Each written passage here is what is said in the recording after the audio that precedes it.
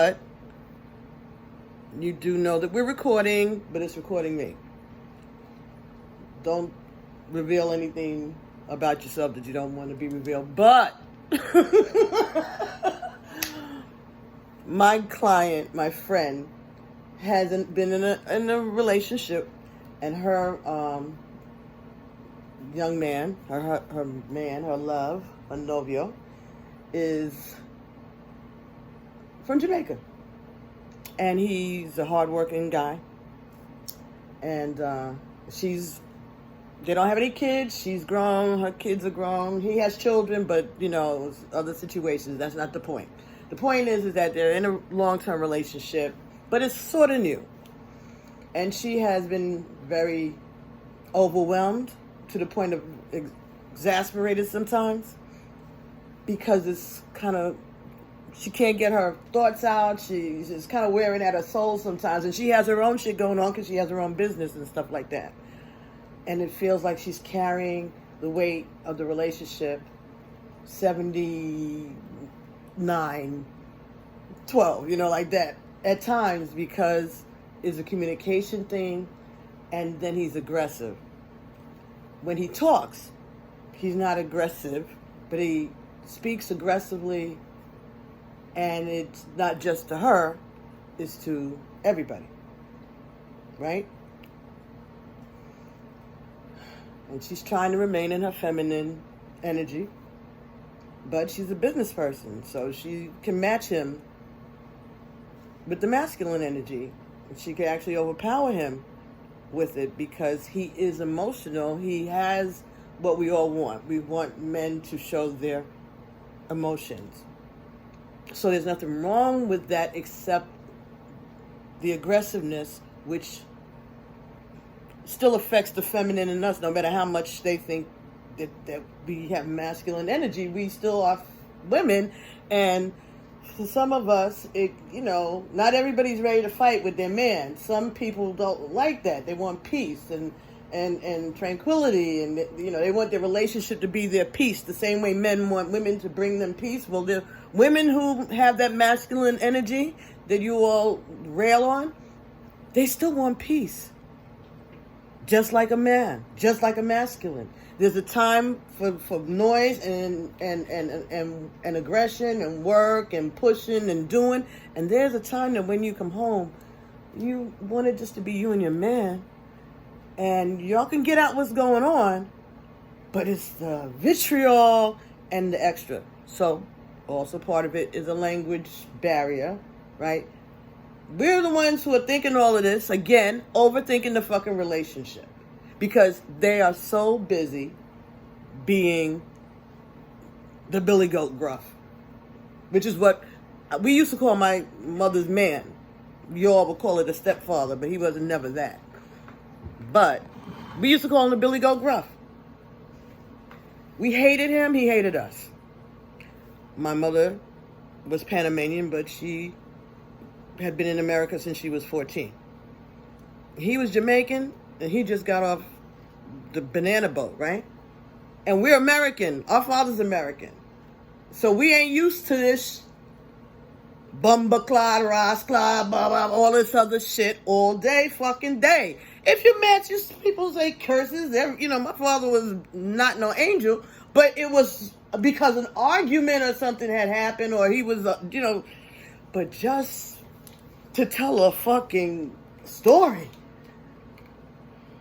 And we know you're upset, and you want to express yourself the way you feel comfortable, but understand how much it just darkens our feelings and our ability to let you protect, because now you're getting our fight and flight up, because we don't know what's next. Are you going to get fired? Are you going to, get into a car accident? Are you going to have a problem with the police? Are you going to make it home? And when you make it home, am I going to hear about all of the over and overs over there? And I'm saying we now, because God always makes sure that as an empath, I can experience that. And because of watching my mother and other women having these kind of relationships, I've been very careful not to date guys that were Jamaican at all. Because I was so turned off by that. And so my father, like I said, wasn't no angel. So I have my antenna up for men in general. But it's not until really right now that I've started seeing someone, or someone was interested in me who was, from the islands too. And shout out to that. Those are my people also. I'm gonna continue to talk. So I'm not being prejudiced, because that's in my DNA too. My grandmother, my great-grandfather on my mother's side was half Jamaican, half Bayesian. So I own that too. But even me, who worked as a fucking correction officer in the belly of the fucking beast, that shit in real life is a turnoff. My heart is pounding right now just thinking about it. Even if he never puts his hands on you, it's verbal abuse. And we withstand it. But then there's such good guys, when they're not and useful and helpful, and they're protectors, but he'll get into a fight that he don't need to get in, and you're gonna have to bail his ass out of jail, huh? Then we always gotta have a stash. So we got a stash for our sons, and now we got a stash for our men. Who's gonna bail us out if something like that would happen? Nah. Maybe our mothers and our sisters, but it ain't gonna be them. These particular people, and not that they don't have good hearts, but they ain't saving up for a rainy day for us. But whatever. This is the person you love. As I'm sitting here and I'm telling her about how I'm experiencing, I didn't even realize it until I heard it, because she was on the phone with him, and I heard myself, and I've only been talking to this man a week. And I am past fed up. And he's all the things. He's Jamaican. He's construction. He's self-employed. He used to be incarcerated. What? But he speaks well. So he doesn't sound like the Billy Goat Gruff. He's very well spoken, very, very intelligent. And he's 6'3", like they think we all want. And he knows how to do things. He could do all the things that I need done around here. But there's a price of peace of mind that comes with that, huh? It's not that easy.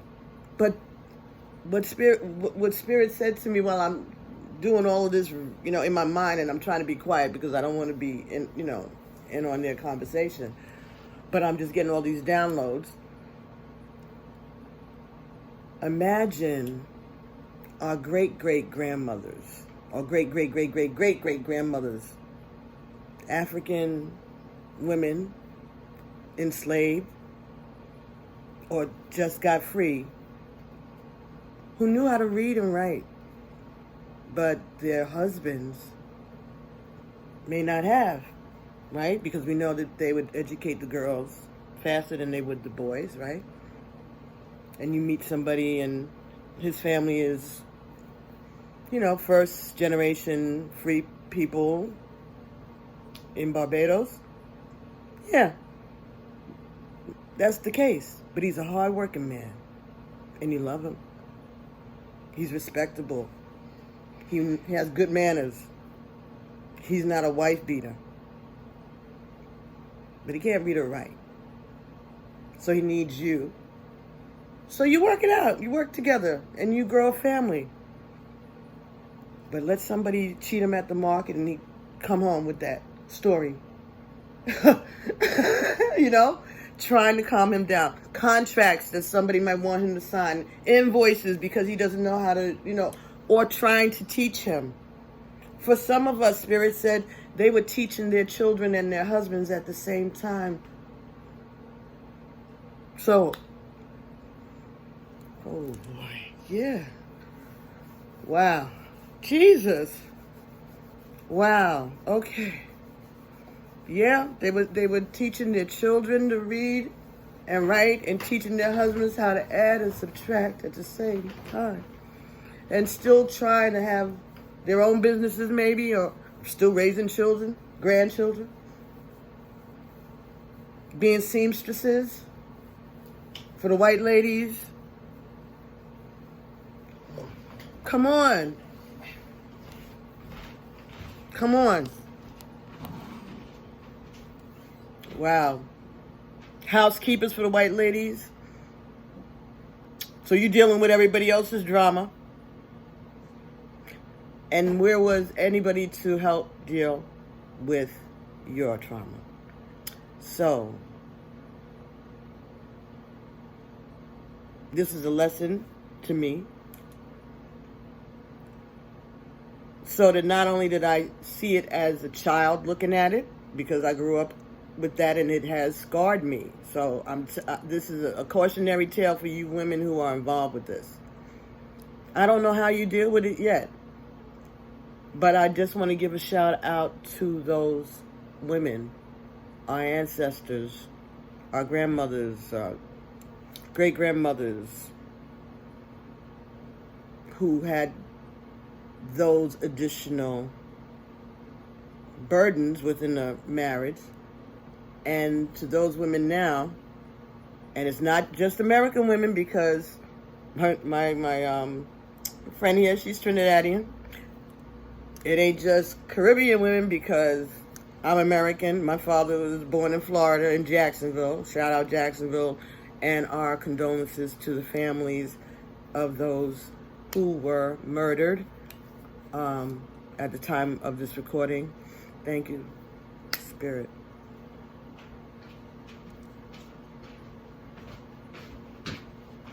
These things, though. But again, the person that's speaking us up against DeSantis, and she's, putting making it really plain about these murders and these mass killings and stuff being connected to the rhetoric of the Republican Party, is a black woman. So, shout out to her also. She's a representative from the state. And she was almost in tears the other day. I'll find it and put a link to it. I don't remember her name, but anyway, shout out to her. But this whole situation, we have to ask our brothers to please be mindful that you're creating the monster that will one day bite you. Because all of the things that you love about this woman, these women, you're beating it up. And she's not fighting back because she loves you. But it's wearing on her soul. You wouldn't talk to your children like that on a daily basis. So this is not saying that you have a right to show your emotions and whatever, but just be aware and try to tone it down some, because it's a turnoff. Because I've been telling this dude for days that I don't think we can do this. I don't think we can do this. He's cool, but he's not. He's a MAGA. He don't even know he's MAGA, because he don't do social media and all this. Okay. It's the level of stubbornness. And good, that's alpha, fine. Be alpha, but alpha can be... Remember your manners. Not saying that you shouldn't feel like that's a safe place, but the person that's listening to you should feel like it's a safe place. That's all. Did I leave anything out, Honey Bunch? Would you want to add anything? Was it too much? Do you agree? She said she feels good. Thank you. So shout out to you girls as you go through these days and you struggle with the men. I'm not saying that the men that you're with now can't read and write. Of course they can read and write. No. I'm just saying that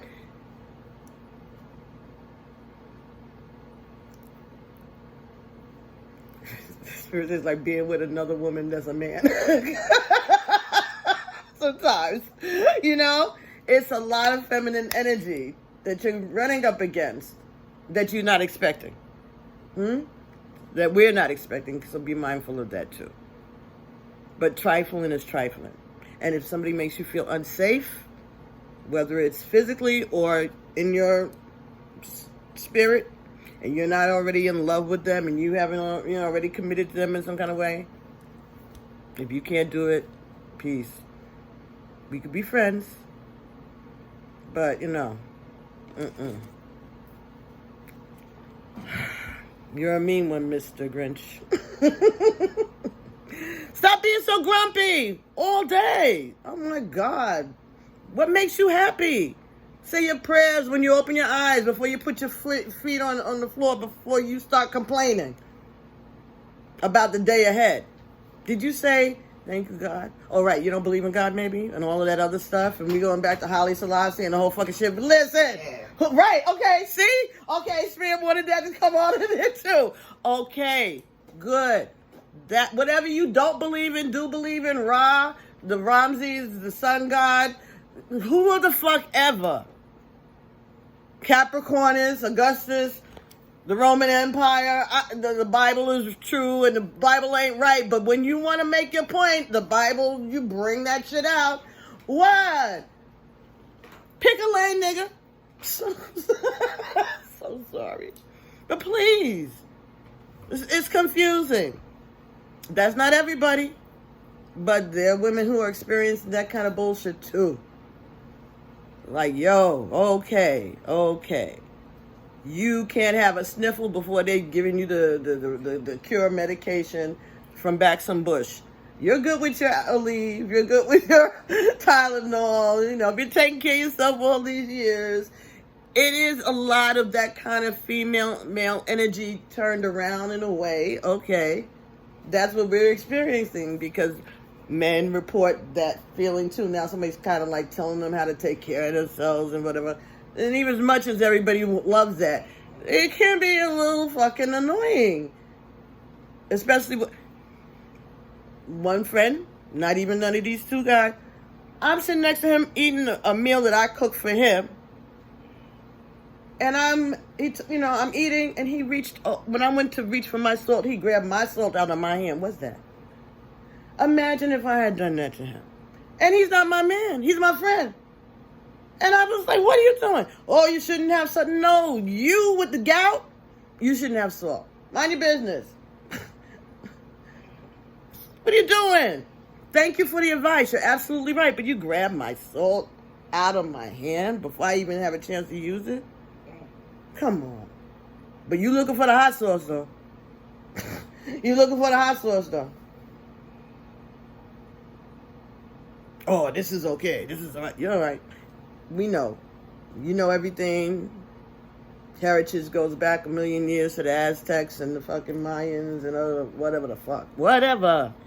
Today.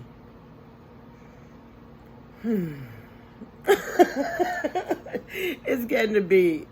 It becomes the biggest red flags. And if you're not already in love, and if you haven't gone there in a intimate way, pump your brakes, sis. Pump your brakes, bro. Because you might be alienating what's meant for you. But remember, even if we are soulmates, twin flames, whatever, 1919, nobody is obligated to stay in anything that's going to fuck with their soul as much as they love you. So shout out to our great-great-great-great-grandmothers and aunts and other women in our lineages who experienced these type of struggles and stayed there because they had no choice. Some of them left, though. If you watch some of these, where are they now? Oh, no, who do you think you are that they have uploaded on YouTube? You'd be surprised.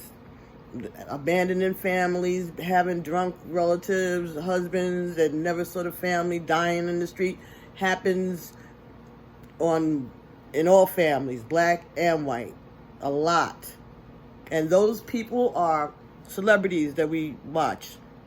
They didn't know that about themselves and about their lineage, but they went and found out. They wanted the answer to a question and found out a whole lot more than they aimed to. So, again, this is a time to remind everybody to do your work, tell your stories. And thank you so much. And I'll be talking to y'all real soon. Shout out, mamas.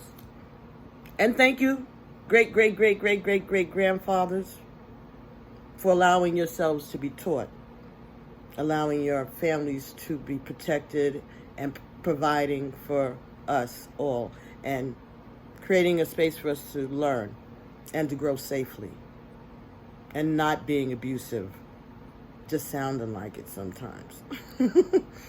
Talk to you soon. Peace.